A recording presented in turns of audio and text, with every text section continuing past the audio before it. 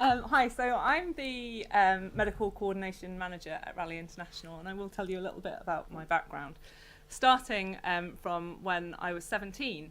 So I had an idea that I might want to be a nurse, and I also really wanted to travel. So I thought the logical thing to be would be to find a gap year company who was advertising 5-week placements volunteering in a Ghanaian hospital. I was completely untrained and inexperienced, but I went anyway.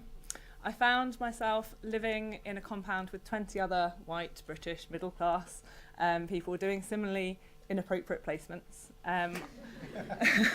I went to the hospital every day by myself and was left completely unsupported and unsupervised to float between the wards doing whatever I wanted.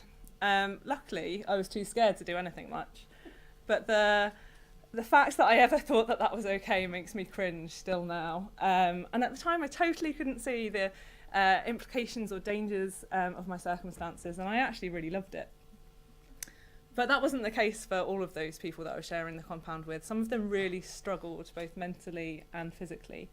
And obviously that wasn't just bad for them, but it was bad for the placements they were going to and the quite vulnerable people they were working with.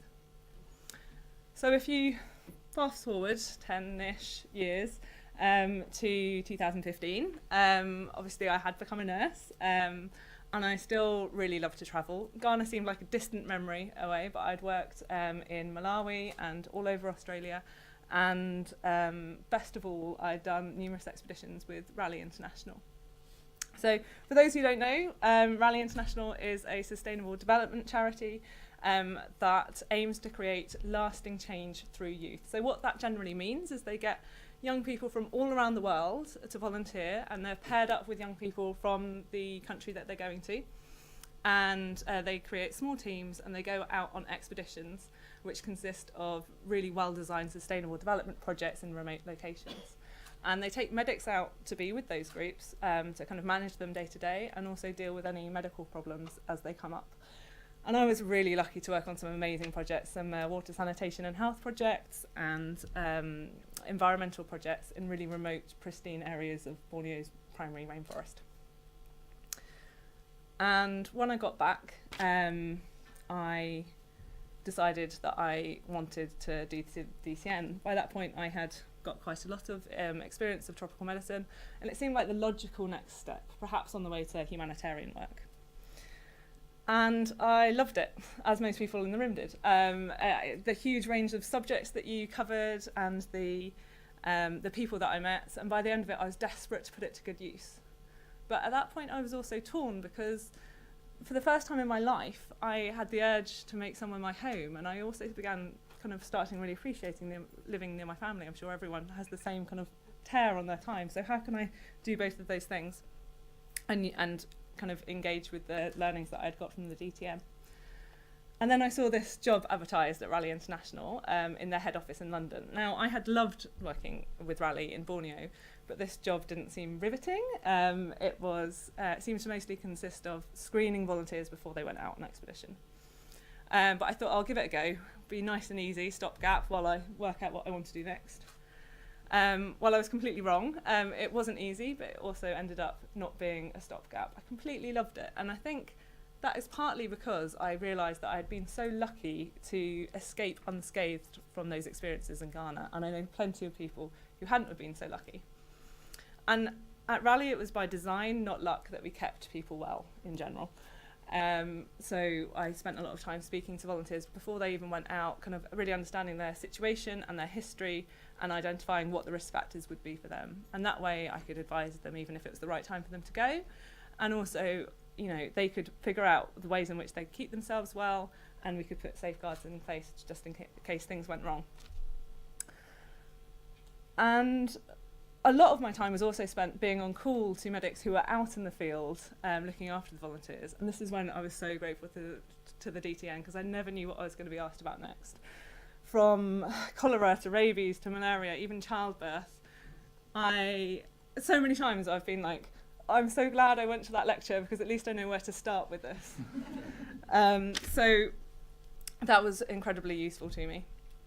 And as I went on, I realised that it wasn't just about keeping the volunteers well. It was about keeping them well so that they could get and give as much as possible out of a really worthwhile experience. So these volunteers weren't just going out there to, like I was in Ghana, to gawp helplessly at poverty, or to do jobs that they were underqualified for and could be done better by a local workforce.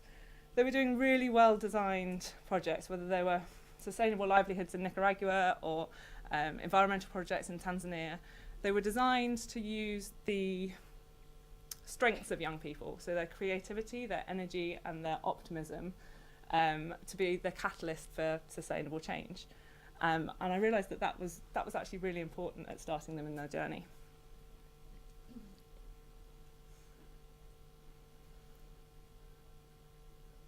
And so I'd been working for Rally for a little while when I got a promotion, and I've ended up overseeing all of the medical elements of Expedition. And again, this was a point that I became really grateful for the DTN in preparing me for the kind of extended role that a nurse could be. So in my job, I had to be a bit of everything. It covered kind of mental health, expedition medicine, travel health, occupational medicine, telemedicine, tropical medicine. But it also included a lot of things that weren't traditionally thought of as nursing skills. Things like management, logistics, security, writing protocols, writing guidelines, developing corporate relationships. And sometimes when I meet people that I've known for a while, they say to me, "So you're not nursing anymore?" I get really, really offended. Because to me, I am still nursing. And I'm really proud to be a nurse. And my clinical judgment affects all of those things that I do. It's just to do so in such a unique environment, in a relatively small NGO, means that I have to draw on more skills than those that are deemed traditionally nursing skills. And I think that's a trend that we're kind of hitting on as we go along. So the final reason that I was really grateful for the DTN, a bit like Marcus, is because I've realised that every year it churns out tons of nurses who are really well qualified to go and be expedition nurses. So I try and recruit as many of them as possible. I think I've recruited about half of my original DTN cohort, some of which are sitting up there.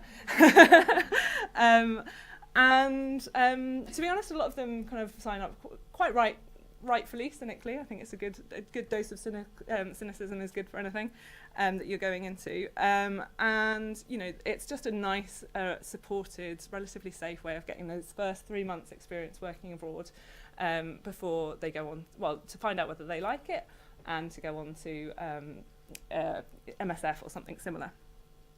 But what I love about Rally is its youth and energy translates into so much fun on expedition that people come back complete converts and actually keep on coming back for more sometimes. And we have helped hundreds of nurses on the way to humanitarian work.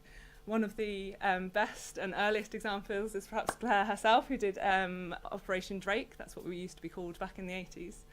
And although I think I've realised perhaps that humanitarian work isn't for me, or certainly not now, I'm really, really proud to be part of that wider journey for so many nurses who are going to change the world.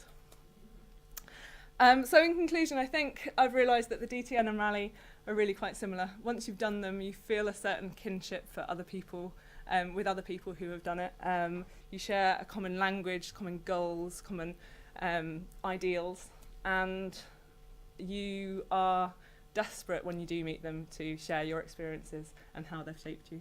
So if you're part of the Rally family or you want to become one of us, then please do come and speak to me afterwards. Thank you.